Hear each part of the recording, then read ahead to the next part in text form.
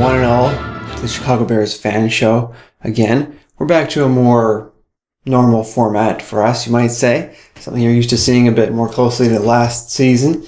Again, my apologies for not being regularly posting recently, but we're back in fine mid-season form, even though it is still early season. And let's jump right into some of the players I think are excelling for the Bears after 2 weeks in this 2013 season. First off, on the defensive side of the ball, I've got to say that there's one man that's been standing out, and it's not one that I would have expected to coming into the year. That man? Stephen Paea. On the defensive line, he has been the standout amongst a group of Pro Bowlers. Peppers, Melton, even young, promising edge rushers like McClellan.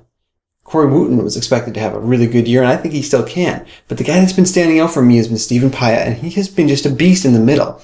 He looks extremely healthy right now and is playing at a level that I've not seen yet in terms of the amount of push he's getting in the backfield and the impact he's having. And what you can see most from that impact is how it's affecting the run game of the opposition. Against two teams that appear to have both very good offensive lines and very good rushers in the Bengals and the Vikings, to this point in the season, they've been stymied quite nicely by the Chicago defense, and I think Paea is a big reason for that. He's a load to handle in there. He's got extreme strength. We all know about his upper body strength. And you know what?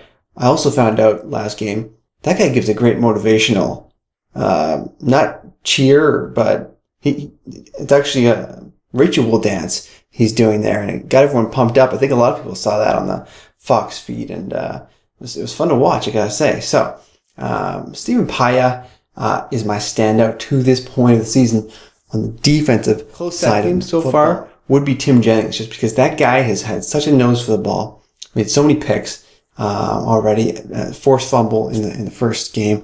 I mean, he's in fine form himself and looking like he's heading towards another Pro Bowl. I think that those are the two that have stood out. You wouldn't expect those two normally to be the standouts, but they've really picked up the slack where some others, some veterans have let us down. I'll talk a bit about them in my next video, but I want to get to the offensive side of the ball, talk about my standouts on that side so far to this point in the season.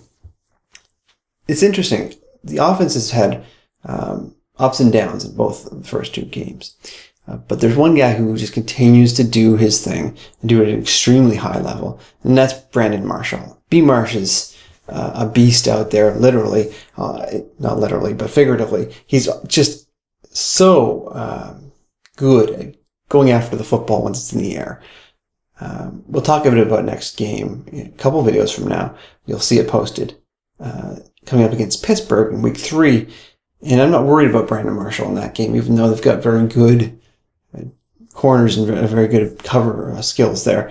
But Brandon Marshall has made some catches. Once again, some big plays. He is still the guy that Cutler's going to go to if he has an absolute must-get third down play, usually third and long. And he's the guy he's going to focus on in a 2-minute offense going down the field for the most part. Even though Martellus Bennett, which is my really quick, like if there's a 1A, it's Marshall. But if there's a 1B, it's Martellus Bennett. And he's been a pleasant surprise, I think. Even though we expected some big things out of him, he's still been a surprise, the level and the consistency that he's shown so far in 2 games. And I don't think he's been perfect, especially on the blocking side of things so far, even though we know he can be a good blocker. He has been outstanding and excelled in pass catching. And he's had probably a fair deal more targets in these first 2 games than Bears tight ends the last couple of years, especially Kellen Davis, would have had in the first half of the season, it feels like. He's been targeted quite a bit in this offense.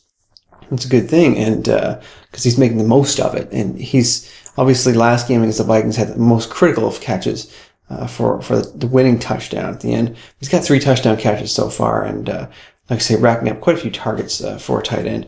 And good to see that there's somebody who can take the pressure off of Marshall so far in this offense. We'll talk about the players who need to step up, though, in my next video. So head on over and check that one out as well. And of course, as always, bear down.